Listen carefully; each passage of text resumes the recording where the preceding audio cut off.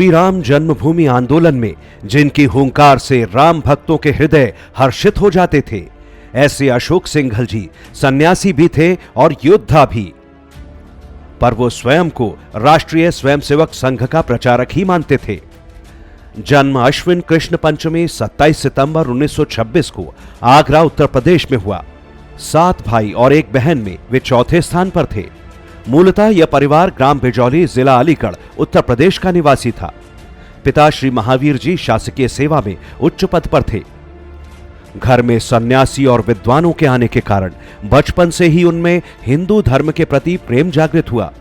1942 में प्रयाग में पढ़ते समय प्रोफेसर राजेंद्र सिंह यानी रज्जू भैया ने उन्हें स्वयंसेवक बनाया। बचपन से ही उनकी रुचि शास्त्रीय गायन में रही। संघ के सैकड़ों गीतों की लय उन्होंने बनाई। उन्होंने काशी हिंदू विश्वविद्यालय से धातु विज्ञान में अभियंता की डिग्री ली। 1948 में संघ पर प्रतिबंध लगा तो माननीय अशोक सिंघल सत्याग्रह कर जेल गए। वहां से आकर फिर 1950 में वे प्रचारक बन गए। प्रचारक के नाते गोरखपुर, प्रयाग, सहारनपुर और फिर मुख्यतः कानपुर रहे। संघ के द्वितीय सरसंघ चालक श्री गुरुजी से उनकी बहुत घनिष्ठता थी। कानपुर में उनका संपर्क वेदों के प्रकांड विद्वान श्री रामचंद्र तिवारी से हुआ। अशोक जी अपने जीवन में इन दोनों का विशेष प्रभाव मानते थे। समाज से जो हम मठों तक सिमट गए थे, अशोक सिंघल जी ने हमको फिर से समाज में जो अपना कर्तव्य बोध करा करके और समाज में पहुंचाने का काम, समाज में हम अपने कर्तव्य को निभाकर उनको दिशा प्रेरणा देने का काम, ये हमारा काम था। लेकिन यह काम अशोक जी की प्रेरणा से हमको समाज में जाने का यह दृष्टि मिली। किसी ने कभी ये नहीं कहा कि हमारी कुर्सी आगे लगनी चाहिए कि पीछे लगनी चाहिए। ये मेरा निजी अनुभव है। इसके पीछे अशोक सिंघल जी की तपस्या, संबंध नहीं, राम जन्मभूमि के प्रति उनकी तपस्या, उस तपस्या का फल सब संत अनुभव करते हैं। 1975 के आपातकाल में वे लोगों को जुटाते रहे। 1977 में वे दिल्ली प्रांत के प्रांत प्रचारक बने। 1981 में दिल्ली में विराट हिंदू सम्मेलन हुआ। उसके पीछे शक्ति अशोक सिंघल जी और संघ की थी। उसके बाद इन्हें विश्व हिंदू परिषद की जिम्मेदारी दी गई। एकात्मता रथ यात्रा, संस्कृति रक्षा निधि, राम जानकी रथ यात्रा, रामशिला पूजन, राम ज्योति आदि कार्यक्रमों से परिषद का नाम सर्वत्र फैल गया। चाहे अमरनाथ का मामला हो, चाहे बूढ़ा अमरनाथ का मामला हो, चाहे राम जन्मभूमि का मामला हो या राम सेतु का मामला हो, ऐसे कई पड़ाव आते थे जहां अनिश्चय की स्थिति बनती थी। लेकिन माननीय अशोक सिंघल जी एक निश्चय भाव से आगे बढ़ते थे और समाज पर विश्वास करते हुए उस कार्यक्रम को सफल कराया करते थे। परिषद के काम में बजरंग दल, परावर्तन, गाय, गंगा, सेवा, संस्कृत, एकल विद्यालय आदि कई नए आयाम जोड़े गए।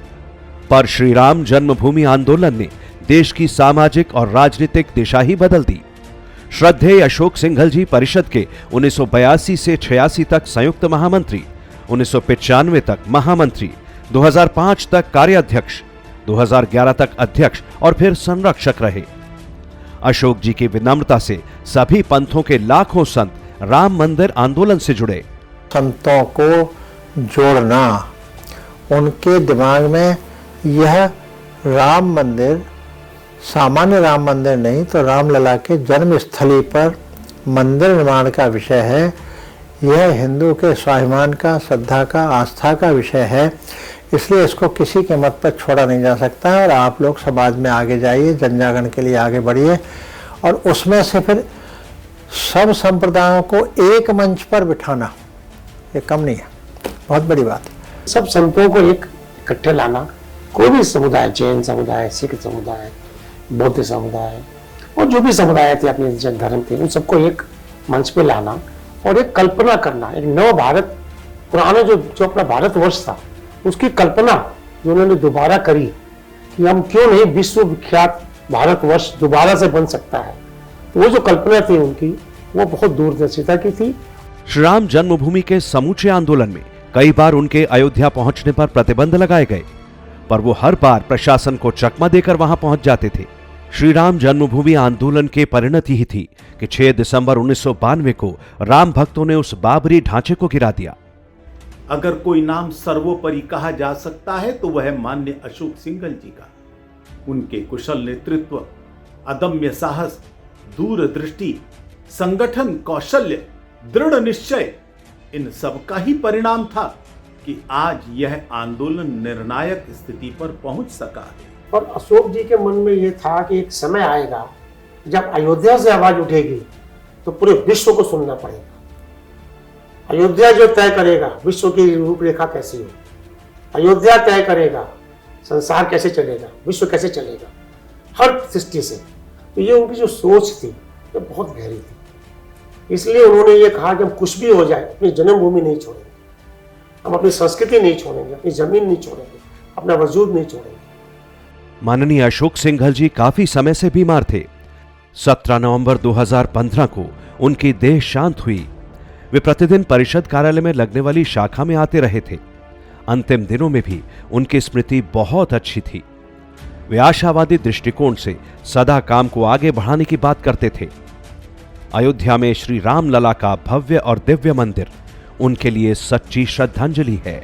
1990 में जब कुछ भी किसी को दूर दूर तक सोच भी नहीं था कि क्या होगा, कोर्ट क्या करेगा और क्या करेगा, लेकिन इसके बाद भी सोमपुरा अहमदाबाद उनसे मंदिर का प्रारूप तैयार करवाना, उस प्रारूप के आधार पर पत्थरों की तराशी कराना, कटाई छटाई, और वो सब लोग पूछते थे अरे कभी तो समय आएगा, जब समय आएगा तो ये पत्थर वही मंदिर के काम में आएंगे। और आज हम देखते हैं कि ये जो 2 साल में मंदिर तैयार हो रहा है तो वो जो 90 से तराशने वाले पत्थर वही सब काम आ रहे हैं। अशोक जी हमारे बीच में नहीं है, लेकिन उनके गुण, उनकी स्मृतियां, ये सब हमारी यादों में शेष हैं। और राम जन्मभूमि पर भव्य मंदिर का निर्माण, यह माननीय अशोक जी के प्रति भी हिंदू समाज की सच्ची श्रद्धांजलि।